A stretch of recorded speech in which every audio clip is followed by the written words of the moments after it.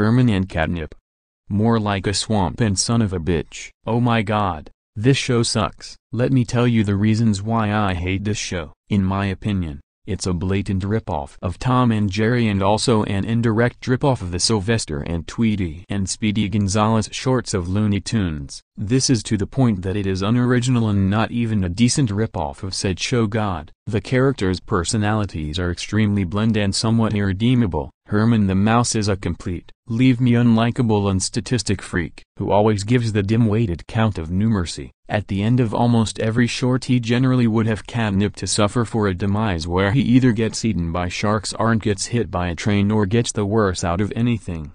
If you rip off Jerry or Speedy Gonzales and take away all of his redeeming or likable qualities, even more so than the Gene Deitch for Mexican Cap Dance versions, you're left with Herman in a nutshell. Sheldon Katnip the cat is just generic and he feels like more or less of a dumber and slow-witted version of Sylvester from Looney Tunes, which is an unintentionally hilarious, failed attempt at even ripping off Tom and his personality. Bertha aka Chicken Bee is an extremely unlikable character, as she always abuses her timid husband Henry and extremely violent ways that cross over into spouse Olympus territory. For example, in Sudden Fried Chicken 1946, she beats up Henry so badly that he gets hospitalized. But not the characters. Character designs are absolutely uninspired, lazy and unimaginative. Examples of this include the tentative characters themselves along with Herman's cousins looking for the same, to the point that it is very hard to tell apart which one is the Louie and Hector. Just look at their designs. It's extremely mean-spirited and hurtful enough to make Tom and Jerry. Even the Gene Deitch looked tame by comparison, and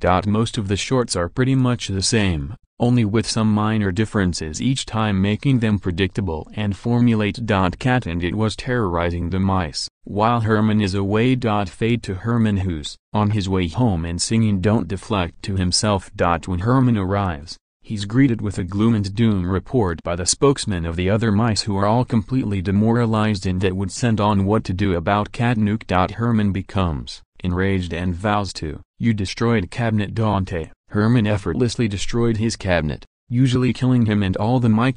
God, the setups are very blind and dull, and often have been overdone by 1940s and 1950 standards. The physical humor is extremely obnoxious, gruesome, ugly, clumsy, awkward and disturbing to the brutality and amount of grass it contains, or by how pointless it was. Katnip getting his head chopped off by Herman with long scissors in a non-bloody way, and Buzzy smashing through Katnipsy with a hammer after getting and eaten alive. It's very reminiscent of an incoherent snuff film where it's literally the anthropomorphic category of animal abuse. The characters' voices are either uncomfortable, awkward and very cringeworthy, like Katnip's yelling literally, or his dialogue, such as his catchphrase, "That sounds logical," and all Buzzy shorts, and the annoying, the stupid dialect in his voice, or "I'll just plain weird," like Herman, sounding like an oddball prototype of Super Mario and Hotel Mario, due to his Brooklyn accent being present. Many of the shorts end with Katnip brutally killed and the mice playing around with his dead body. For example,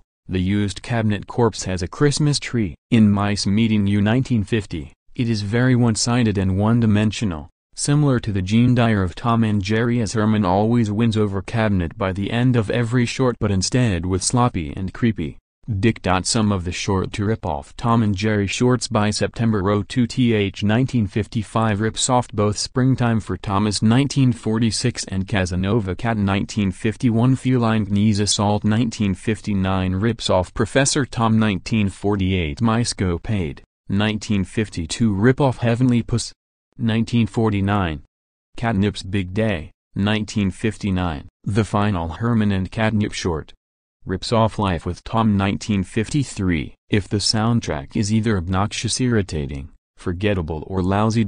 Some animation errors or poorly directed animation can be found at times. Due to budget limitations, with all of the Harv tunes, the shorts from mid-1957 onwards degraded in animation quality and looks very similar to a Hanna-Barbera television animation at that point. That mine didn't get hurt by Katnip but seemed to get injured during the next scene, making them seem like whiny brats. Buzzy the Crow can be considered offensive due to being a Rochester caricature, who torments Katnip have to no end as well. As a result, his shorts with Katnip have been banned from syndication, and the Harvtoons show had to redub Buzzy's voice for all of their shorts. Likewise, the pairing is also considered a So Faster and Tweety ripoff as well. These cartoons started the decline of Famous Studios, as by the time Famous Studios started moving away from the artistic ambition and sophistication its predecessor Fleischer Studios strove for in favor of turning out cartoon series that are mostly formulated brutally violent and largely oriented toward the children's audience. And that's how the show is. Thank God the show got cancelled in 1959. I don't know who likes this show, but do you know who hates this show? Peter the WB Universal and Paramount Fan 2002. Even though I hate Peter the WB Universal Paramount Fan 2002,